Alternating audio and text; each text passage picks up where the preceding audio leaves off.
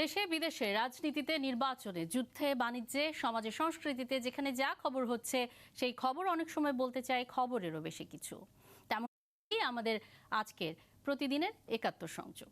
আমরা কথা বলতে চাই আজকে ভারতের প্রধানমন্ত্রী হিসেবে তৃতীয়বারের মতো নরেন্দ্র মোদী তিনি শপথ নিয়েছেন। সেই শপথ অনুষ্ঠান চলছে এবং সেই শপথ অনুষ্ঠানে আমন্ত্রিত বাংলাদেশের প্রধানমন্ত্রী শেখ হাসিনা তিনি শপথ অনুষ্ঠানে উপস্থিত আছেন এই আমরা জানি ভুটান, মালদ্বীপ এবং একই সাথে নেপাল এবং সিশেলস এখানকার রাষ্ট্রপ্রধানরাও সেখানে উপস্থিত আছেন।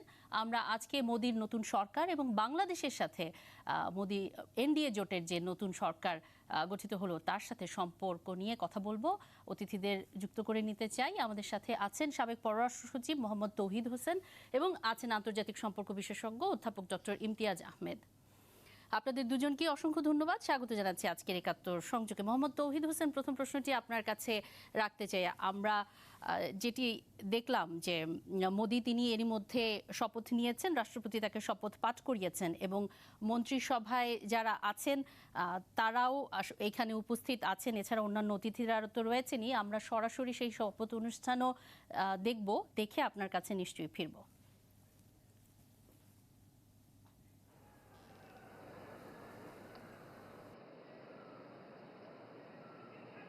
श्री जगत प्रकाश नड्डा।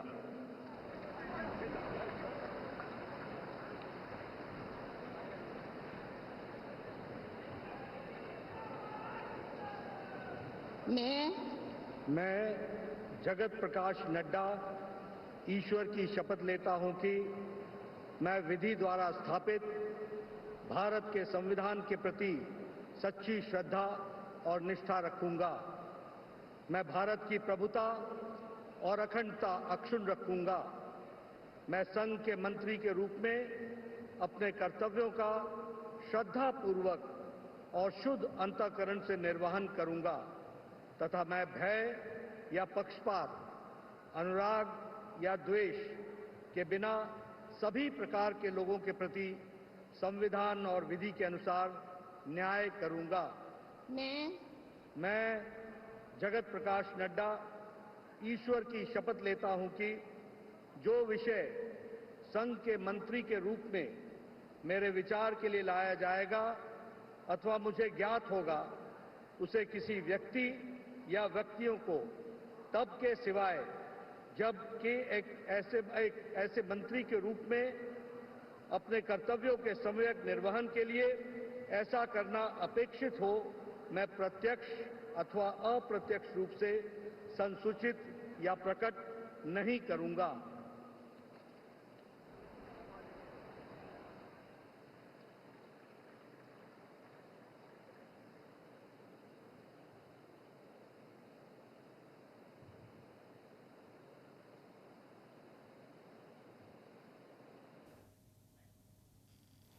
আমরা দেখলাম এই মুহূর্তে শপথ বাক্য পাঠ করলেন বিজেপির খুবই সিনিয়র নেতা জেপি নাড্ডা। আমরা আসবো এই শপথ অনুষ্ঠান নিয়ে কথা বলবো। যেমনটি বলছিলাম আমাদের সাথে যুক্ত আছেন মোহাম্মদ তৌহিদ হোসেন, সাবেক পররাষ্ট্র সচিব এবং আন্তর্জাতিক সম্পর্ক বিশেষজ্ঞ অধ্যাপক ডক্টর ইমতিয়াজ আহমেদ। এরই মধ্যে আমাদের সাথে যুক্ত হয়ে গেছেন অধ্যাপক ডক্টর দেবজ্যোতি চন্দ, শিক্ষক, গণযোগাযোগ ও সাংবাদিকতা বিভাগ, রবীন্দ্র ভারতী বিশ্ববিদ্যালয়ের।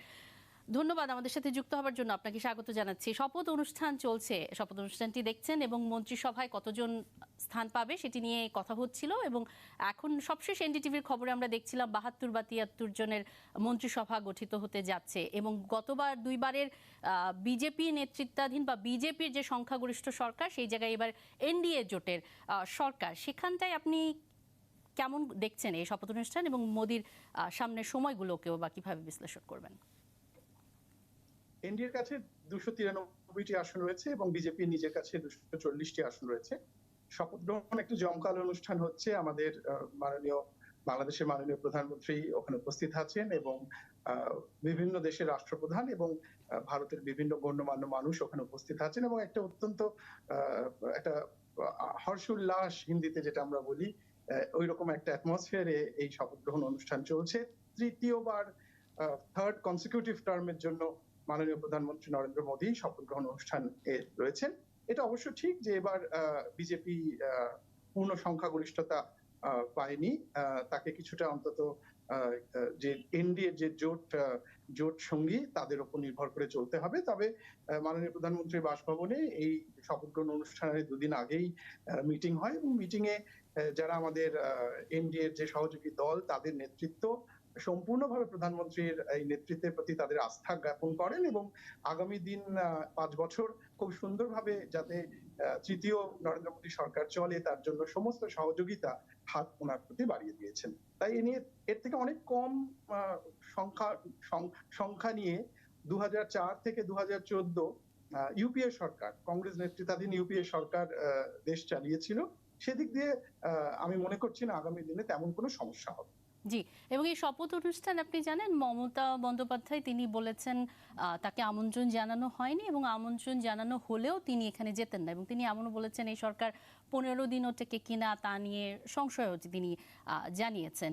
এবং আমরা দেখলাম যে জেপি নাড্ডা তিনি মন্ত্রিসভায় ফিরেছেন এবং এবার জোট হিসেবে জয়লাভের পর নরেন্দ্র মোদীকে আমরা দেখেছি, যেটি নিয়ে ভারতের গণমাধ্যমেও খবর হচ্ছে যে তিনি বিজেপির যারা বর্ষিয়ান নেতা আছেন তাদের সাথে অনেকটা দূরত্ব তৈরি হলেও এখন দেখা যাচ্ছে তাদের সাথে তাদের কাছে গেছেন বা জোট হিসেবে চিন্তা করতে হচ্ছে। সেটি কি আসলে কোনো ধরনের চ্যালেঞ্জ রয়েছে কিনা? এবং ওয়েস্ট বেঙ্গল যেখানে তৃতীয় আসনের কথা যদি আমরা চিন্তা করি, সমাজবাদী পার্টির পর তারাই কিন্তু সর্বোচ্চ আসন জিতেছে, সেখানে মমতা বন্দ্যোপাধ্যায় তাকে আমন্ত্রণ জানানো হলো না, এই বিষয়টিকেও বা আপনি কিভাবে দেখছেন?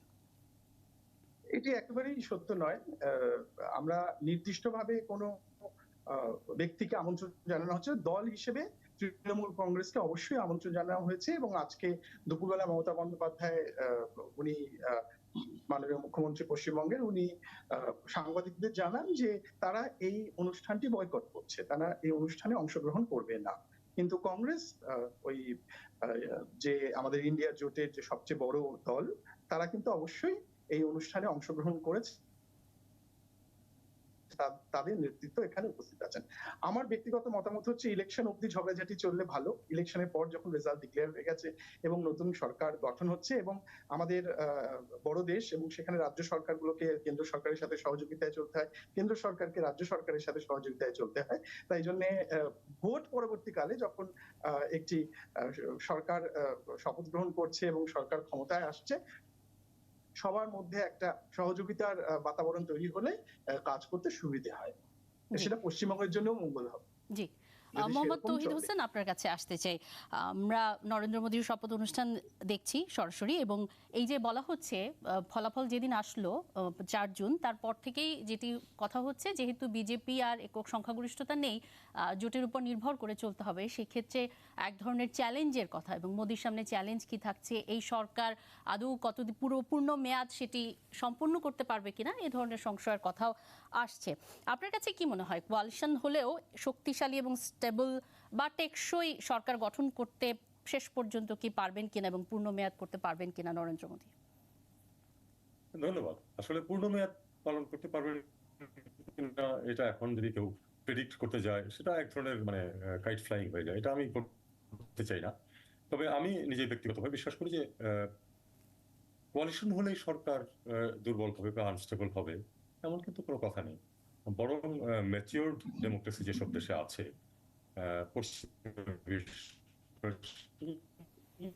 অধিকাংশ দেশে তো কোয়ালিশন সরকার চলছে এবং অনেক দেশে নির্বাচন ব্যবস্থাটাই এরকম। ধরুন প্রপোর্শনাল রিপ্রেজেন্টেশন যদি কেউ যায় তাহলে তো কোনোদিনই কেউ 50%-এর বেশি সিট পাবেও না, আসন পাবেও না, কাজেই তারা এককভাবে সরকার গঠন করতে পারবেও না। ভারতেও তাই হতো। ভারতে আমার তো মনে পড়ে না যে 1953 সনের পরে কখনো 50%-এর বেশি ভোট পেয়েছে কোনো রাজনৈতিক দল। পেয়ে থাকলেও একাধবার কোনো কারণে যদি পেয়ে থাকে, কিন্তু সবসময় যে দল সরকার গঠন করে তারা কিন্তু অর্ধেকের অনেক কম ভোটই পায়। তারপরেও ধরুন এই যে গত দীর্ঘদিন যাবৎ যে কোয়ালিশন সরকার চলছে, প্রথমে অটল বিহারী বাজপেয়ী এবং তারপরে মনমোহন সিং এর সরকার কিন্তু ঠিক মতোই চলতে পেরেছে, কোনো সমস্যা হয়নি। এটা ঠিক যে একটু যারা সহযোগী থাকে তাদের মন জুগিয়ে চলতে হয়। তবে এখানে আমি মনে করি যে জনাব মোদীর একটা সুবিধা যেটা আছে সেটা হলো যে প্রধান দুটি দলের উপর তার নির্ভর করতে হচ্ছে, বিহারের এবং অন্ধ্রপ্রদেশ, তারা কিন্তু প্রধানত তাদের আঞ্চলিক রাজনৈতিক স্বার্থটাই দেখবেন। কেন্দ্রের সরকারে তাদের প্রতিনিধিরা থাকছে, কিন্তু তাদের সবসময় চেষ্টা হবে যে সুযোগ সুবিধা নেওয়া, এটার ইতিহাস আমরা দেখেছি গত 20-30 বছরে। যখনই কোয়ালিশন থাকে তখন এই ধরনের দলগুলো কেন্দ্র থেকে কিছু সুবিধা নেওয়ার চেষ্টা করে তাদের রাজ্যের জন্য, যাতে করে তাদের অবস্থান রাজ্যে আরো সুসংহত হয়, তাদের পপুলারিটি বাড়ে। এটা আমার বিশ্বাস যারা নীতিশ কুমার এবং নাইডু এই কাজটি এবারও করবেন, এবং তাতে করে সেটুকু সুবিধা দিতে আমি মনে করি না যে কেন্দ্রীয় সরকারের কোনো অসুবিধা হবে, কাজে তারা চালিয়ে যেতে পারবে। এখন 3 বছর পরে যখন 2 বছর থাকবে বাকি ইলেকশনে, তখন কিন্তু নতুন করে আপনার দেখবেন যে একটা রি অ্যারেঞ্জমেন্ট চলছে। ধরুন এই চন্দ্রবাবু নাইডু বা নীতিশ কুমার, তারা তো খুব অল্প দিন আগে এসেছেন এনডিএতে।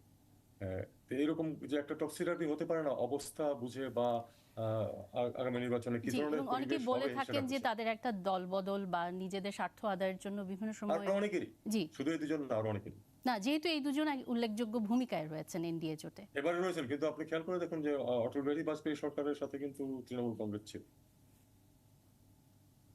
জি, অধ্যাপক ডক্টর ইমতিয়াজ আহমেদ, আপনার কাছে প্রশ্ন রাখতে চাই। সেটি হচ্ছে মোদি নির্বাচনে যখন প্রচার চলছিল সে সময় তিনি যে ধরনের বক্তব্য দিয়েছেন সেটি তো ব্যাপকভাবে সমালোচিত হয়েছে। ইন্ডিয়া জোট বারবারই তারা সামনে এনেছে, দেশের সমস্যাগুলোকে তিনি অ্যাড্রেস না করে বিভাজনের রাজনীতি করে গেছেন, এবং তারা বলেছেন সংবিধান বাঁচানোর জন্য এবারের নির্বাচনে তারা ভোটারদের ভোট দিতে বলেছেন।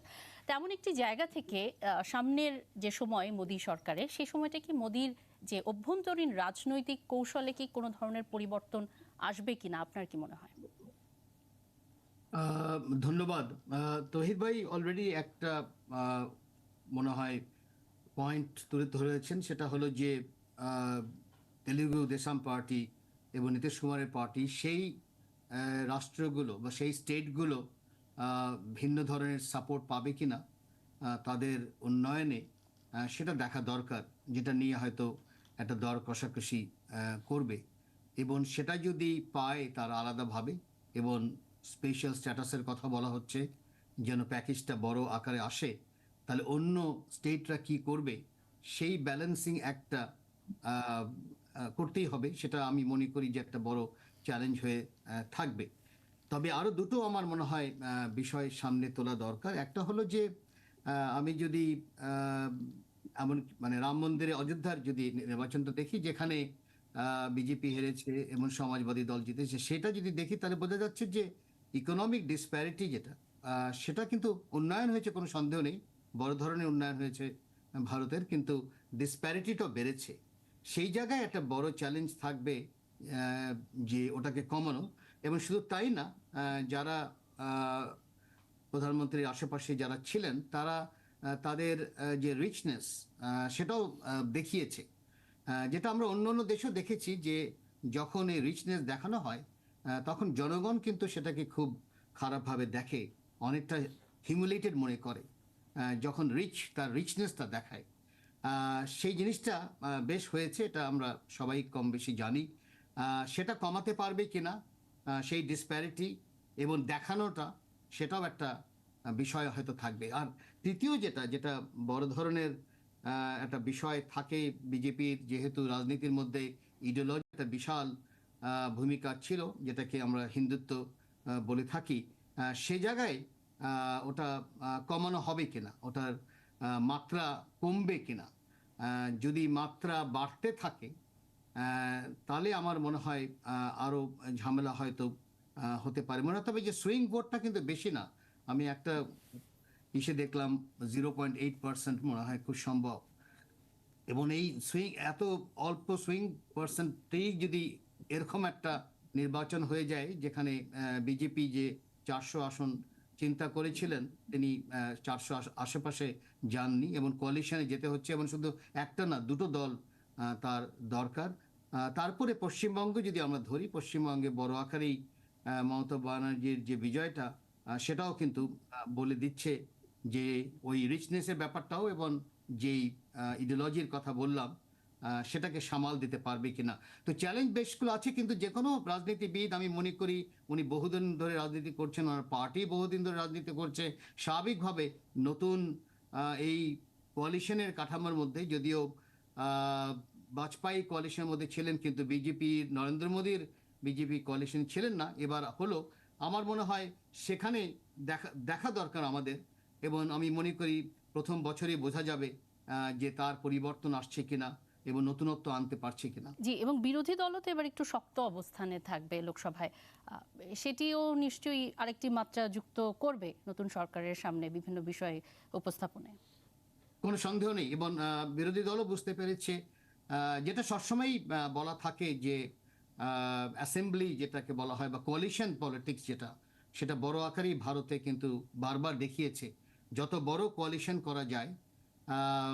এবার যদি মানে রীতিমতো মানে দুটোর মধ্যে একটাও যদি কোয়ালিশনের মধ্যে আসতো, কেন তারা আগে কোনো সন্দেহ নেই কংগ্রেসের অ্যালায়েন্সের মধ্যে একসময় ছিল, সেই জায়গায় যদি আমরা দৃষ্টি রাখি তাহলে বিরোধী দলও ভালো করে জানে যে তাকেও বড় আকারে কোয়ালিশন বাড়াতে হবে। কিন্তু ওটা বাড়ানো সম্ভব হয় যখন আমি মনে করি ডিসপ্যারিটি যদি বাড়তে থাকে, সেখানে ওটাকে যদি না থামানো যায়, তাহলে কিন্তু বড় আকারে কোয়ালিশন আবার মানে আগামীতে আসতে পারে। সেটা রুলিং পার্টির জন্য আবার নতুন ধরনের সমস্যা তৈরি করবে। তো আমি মনে করি তাদের যে অভিজ্ঞতা, যে কোনো রাজনীতিবিদ আমি মনে করি ভালো করেই জানেন যে কোন জায়গায় কোর্স কারেকশন করতে হবে। এখন কোর্স কারেকশন করবে কিনা সেটা আমি মনে করি যে এক বছরের মাথায় হয়তো কিছুটা বোঝা যাবে। জি, এবং ভোটাররা যে রায় দিয়েছেন সেটিও তো তাদের সামনে অনেকটা স্পষ্ট হয়েছে, সেই অনুযায়ীও নিশ্চয়ই তারা পরবর্তী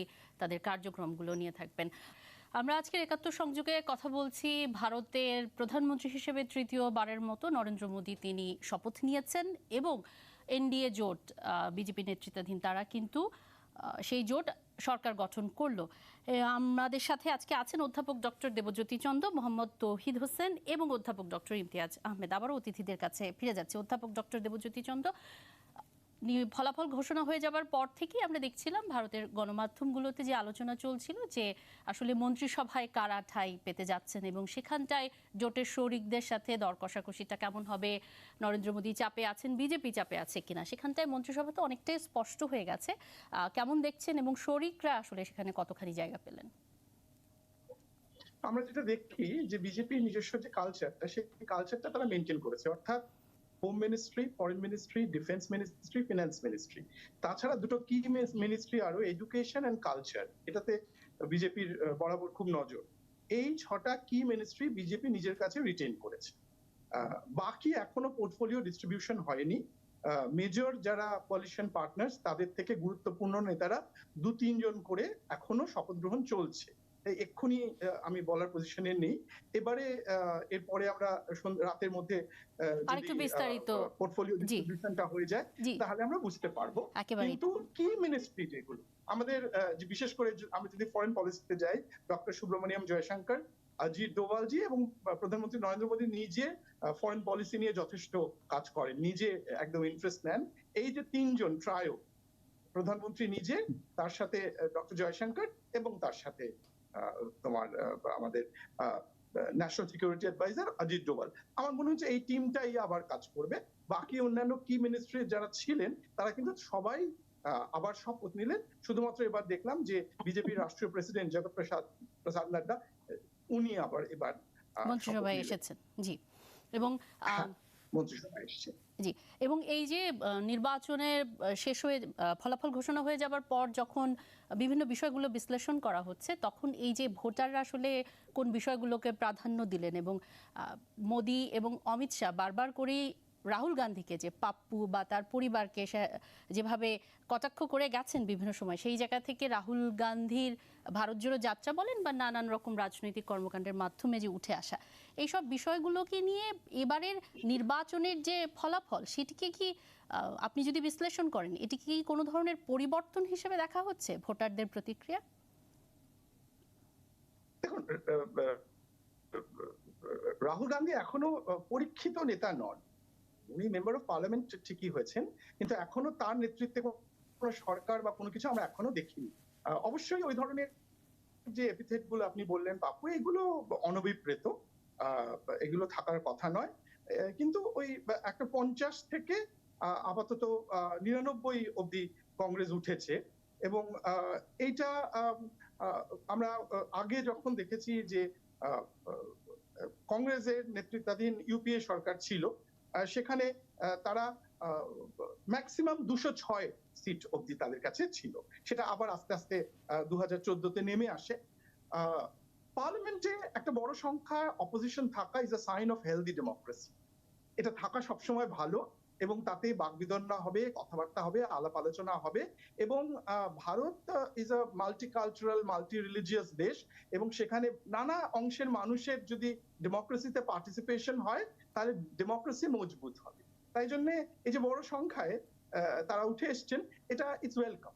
এবং সেখানে বিজেপিও তাদের যে ভুল ত্রুটিগুলো যদি থেকে থাকে সেগুলো কারেক্টিভ মেজার্স নিতে পারবে।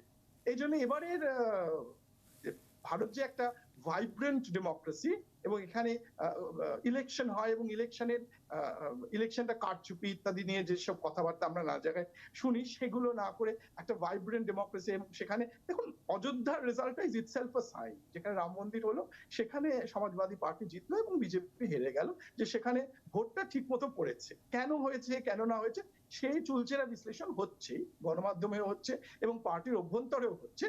কিন্তু একটা আছে, এটা একটা খুব ওয়েলকাম সাইন এবং এটাকে আমি ভালো মনে করছি।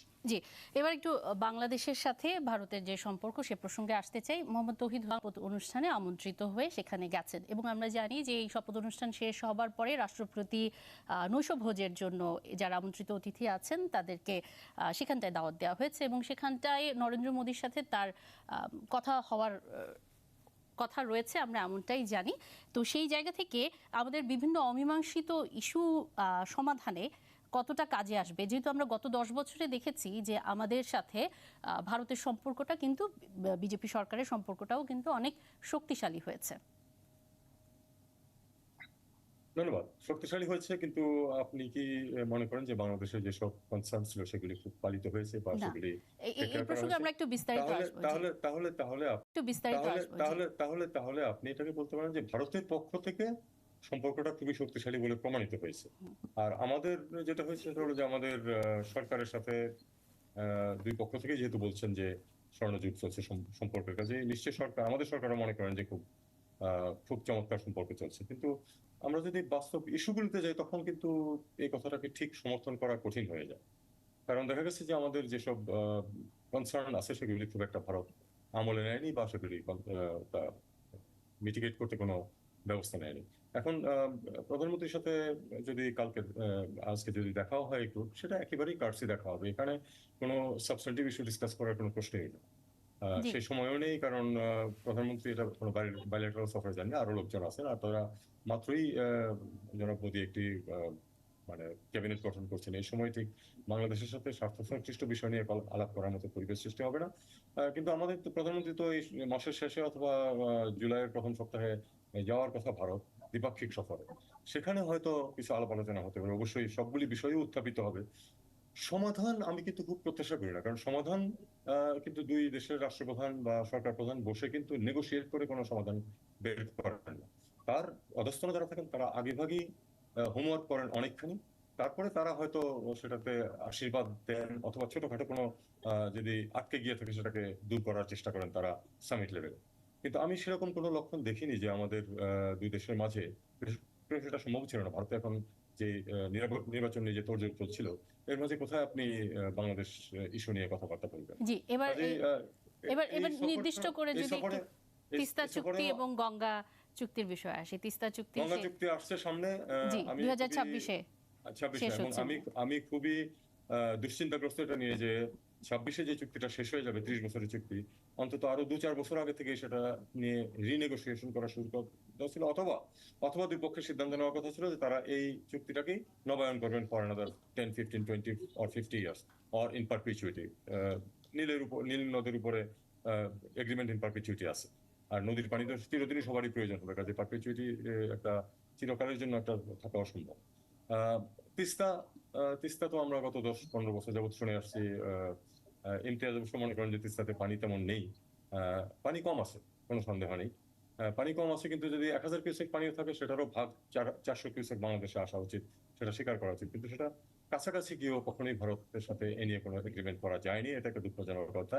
আমি মনে করি না যে ঝট করে এই আজকে বা প্রধানমন্ত্রী যে যাবেন 10 দিন বা 15 দিন বা 20 দিন পরে তখন এই সমস্যার সমাধান হয়ে যাবে, সেটাও আমি আশাবাদী না। জি, অধ্যাপক ডক্টর ইমতিয়াজ, তিস্তা চুক্তি আমরা বলছিলাম যে যেটি মোহাম্মদ তৌহিদ হোসেনও বললেন, এবং মমতা বন্দ্যোপাধ্যায় আমরা দেখেছি যে পশ্চিমবঙ্গে এবার লোকসভা নির্বাচনে তৃণমূল আরও শক্তিশালী হয়েছে এবং 2026-এ সেখানে বিধানসভা নির্বাচনও রয়েছে।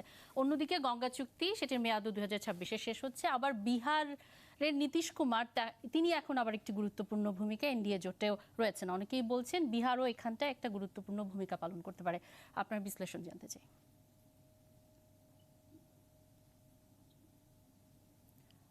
আনমিউট করতে হবে অডিও অপশনটি। তিস্তা চুক্তির ব্যাপারে একটা নতুনত্ব জিনিস তৈরি হয়েছে, সেটা হলো নির্বাচনের সময় ভারতের পররাষ্ট্র সচিব বাংলাদেশে এসেছিলেন, যেটা কিছুটা অস্বাভাবিকই ছিল। নির্বাচনের সময় আসার কথা না, কিন্তু এসেছিলেন। এবং যাওয়ার পরে আমাদের পররাষ্ট্রমন্ত্রী বলেছিলেন যে ভারত বাংলাদেশের যেই তিস্তা প্রকল্পর যেই কথা হচ্ছে, সেই প্রকল্পে তারাও ভারতও অংশগ্রহণ করতে চাচ্ছে। এখন কথাটা হলো, সেই প্রকল্প যদিও ইতিমধ্যে চীন ইন্টারেস্ট শো করেছে, এটা বাংলাদেশেই চীনের কাছে এই জিনিসটা দিয়েছিল, কারণ এই পুরো প্ল্যানটা বাংলাদেশেরই।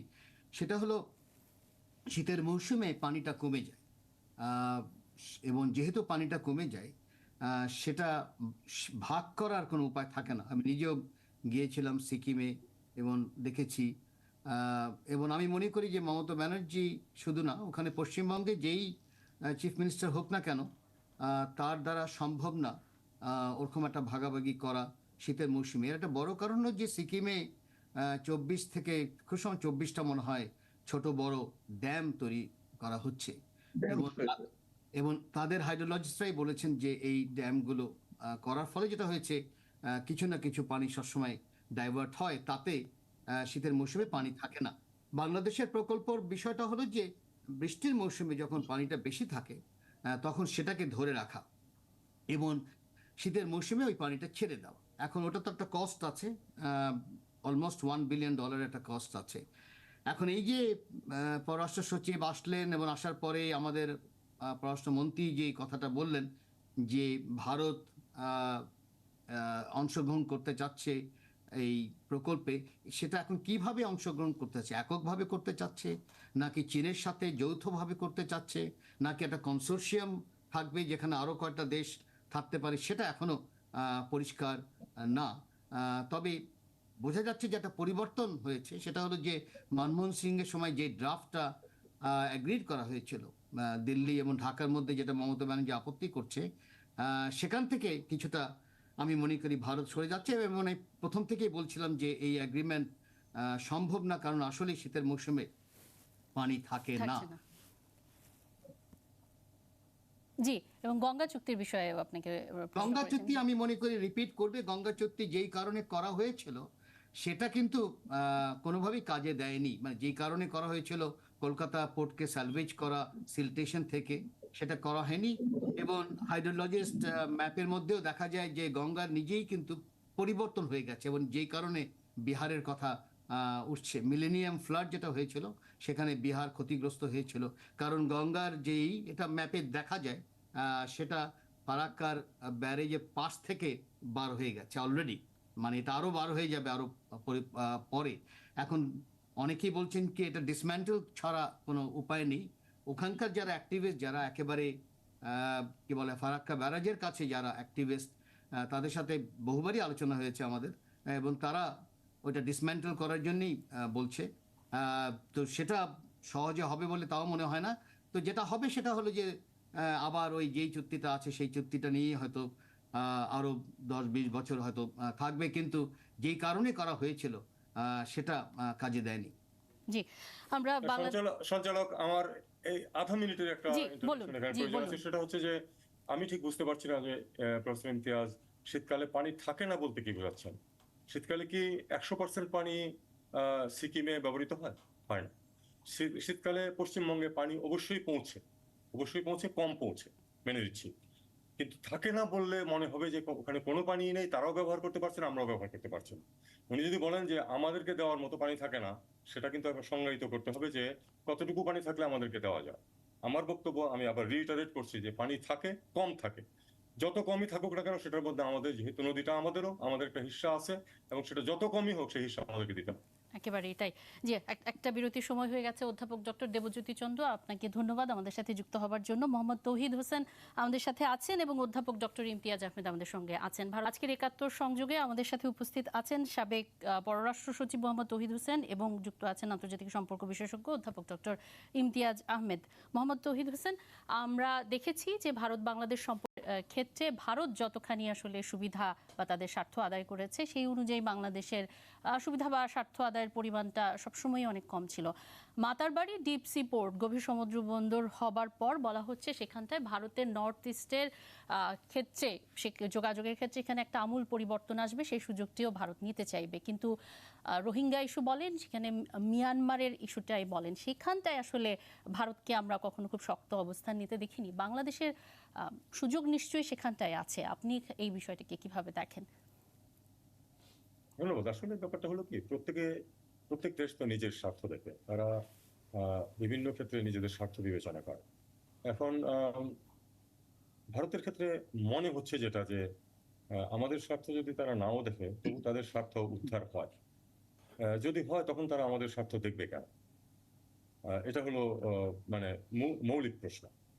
তারপরেও যেহেতু ভারত আঞ্চলিক মহাশক্তি একটি, তারা তাদের আশেপাশের অধিকাংশ দেশের সাথে তাদের কিন্তু অন্তত জনগণ পর্যায়ে সম্পর্ক খুব ভালো, এটা বলা যাবে। তো তারা যদি আসলেই নেতৃত্ব নিতে চায়, নেতৃত্ব শুধু সরকারগুলোকে সাথে নিয়ে নেতৃত্ব নিলেই সেটা স্থায়ী বা দীর্ঘমেয়াদী নাও হতে পারে। আমি মনে করি যে ভারত যদি তারা কি করবে সেটা তাদের বিষয়, কিন্তু আমি মনে করি যে ভারত যদি আসলেই তার সব প্রতিবেশী তার তুলনায় অনেক ছোট, সেই ছোট প্রতিবেশীদের যদি স্বার্থ আরেকটু মনোযোগ দিয়ে দেখে এবং শুধু নিজের স্বার্থ অন্ধভাবে না দেখে, তাহলে সেটা দীর্ঘমেয়াদে ভারতের জন্য, ভারতের আঞ্চলিক যে তাদের একটা আধিপত্য আছে সেটা বজায় রাখা বা বৃদ্ধি করার জন্য সেটা বেশি ফলদায়ক হবে বলে আমি মনে করি। এই জন্য আমি মনে করি যে ভারতের উচিত হবে আমাদের যে সমস্যাগুলো আছে সেগুলি আমরা যদি তাদেরকে বাধ্য করতে নাও পারি, তিস্তার পানি দিতে তো আমরা বাধ্য করতে পারছি না, সেই শক্তি আমাদের হাতে নেই, তবুও তারা যদি সেই আমাদের স্বার্থগুলো দেখে তাহলে জনগণের সাথে সম্পর্ক উন্নয়ন হবে, শুধু সরকারের সাথে না। সেটা ভারতের স্বার্থের অনুকূল বলে আমি মনে করি। জি, মোহাম্মদ তৌহিদ হোসেনের প্রসঙ্গ ধরে জনগণের সাথে সম্পর্ক উন্নয়ন, অধ্যাপক ডক্টর ইমতিয়াজ, আমরা শুধু যে রাষ্ট্রের সাথে রাষ্ট্রের সম্পর্ক উন্নয়ন তাই নয়, এবং বাংলাদেশের জনগণের সাথে যদি ভারতের জনগণের যে বিষয়টি আমরা দেখে থাকি, ভিসা পাওয়ার ক্ষেত্রে আমাদের যে ধরনের দুর্ভোগ বা জটিলতার মধ্য দিয়ে যেতে হয়, এবং ভারতের অনেক রাজনীতিবিদ তারা তাদের বক্তব্যে পশ্চিমবঙ্গে এসে অমিত শাহ বাংলাদেশ বিরোধী নানান রকম বক্তব্য তারা দিয়ে থাকেন। এখানটায় আপনার কাছে কি মনে হয়, বাংলাদেশের অবশ্যই এই জায়গাটা নিয়ে নিশ্চয়ই কথা বলবার এবং এখানটায় আরেকটু সুবিধা পাবার নিশ্চয়ই সুযোগ রয়েছে? আমি যদিও সবসময় আউট অফ বক্স ডিপ্লোমেসির কথাই বলি, ডিপ্লোমেসির ট্রেডিশনাল ডিপ্লোমেসি মাঝে মাঝে এক জায়গায় আটকে যায়। যেই জায়গায় তৌহিদ ভাই বলছিলেন তিস্তার ব্যাপারে, আমি একটু বুঝিয়ে বলি তাহলে হয়তো স্পষ্ট হবে যে বিষয়টা, সমস্যাটা কোথায়। তিস্তা যখন পানিটা বাংলাদেশে ঢুকে, পুরো যদি ডিস্টেন্সটা ধরি তাহলে এটা 100 কিলোমিটার, 115 কিলোমিটার তিস্তা। সেই 115 কিলোমিটারের 102 কিলোমিটার শুকিয়ে যায় শীতের মৌসুমে। এখন প্রশ্ন হতেই পারে যে কেন শুকিয়ে যায়, এটা হতে পারে ক্লাইমেট চেঞ্জও বলতে পারে অনেক কিছু, কিন্তু বড় আকারে অনেকেই যারা কাজ করেন তারা বলছেন যে না, 26টা লাইভ হাইড্রো পাওয়ার প্রজেক্ট আছে সিকিমে, 26টা হাইট। কল্যাণ রুদ্রের একটা কাজ আছে, অন্যতম হাইড্রোলজিস্ট ভারতের এবং বাঙালি হাইড্রোলজিস্ট কল্যাণ রুদ্র, তার সাথে একাধিক আমার দেখা হয়েছে, কথা হয়েছে, তার লেখাও আছে। তিনি বলেছেন যে প্রতিটি হাইড্রো পাওয়ার প্রজেক্ট কমপক্ষে 5% পানি সরাতে হয়।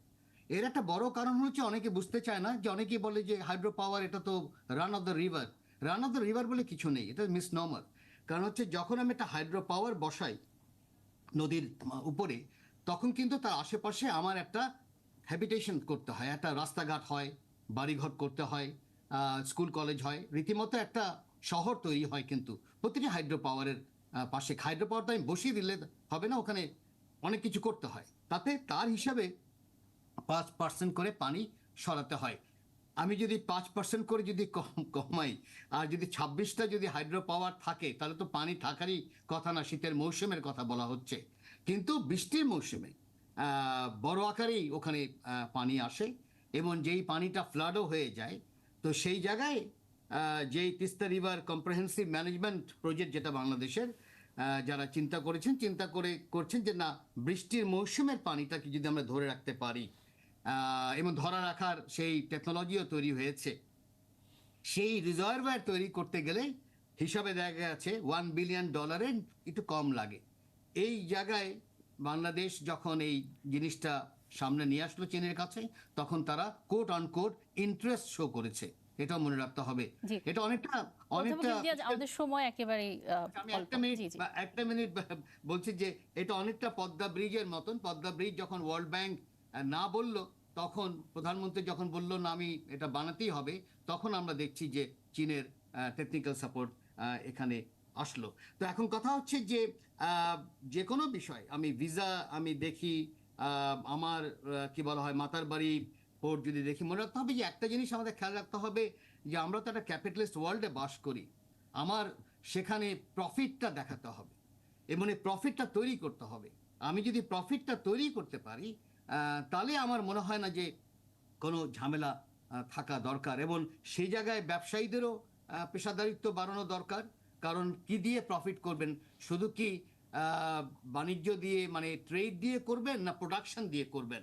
এটা কিন্তু একটা বিরাট মানে কমার্শিয়াল ক্যাপিটালিজম থেকে সেই ইন্ডাস্ট্রিয়াল ক্যাপিটালিজমে যাবে কিনা। কারণ অনেক ব্যবসায়ীরা আছেন, তারা মনে করছেন যে কমার্শিয়াল ক্যাপিটালিজমে আমি তো লাভ করছি, আমার ইন্ডাস্ট্রিয়াল ক্যাপিটালিজমে যাওয়া দরকার নেই। কিন্তু আমি ইন্ডাস্ট্রিয়াল ক্যাপিটালিজম যদি না করতে পারি, আমার এমপ্লয়মেন্ট তো আমি বাড়াতে পারবো না। সে জায়গায় আমার মনে হয় সবসময় আমি মনে করি যে আউট অফ বক্স চিন্তা ভাবনা করলে হয়তো যেগুলো সমস্যা আছে সেই সমস্যাগুলো সমাধান করা যায়। অনেক ধন্যবাদ অধ্যাপক ডক্টর ইমতিয়াজ আহমেদ এবং মোহাম্মদ তৌহিদ হোসেন আমাদের সাথে যুক্ত হবার জন্য।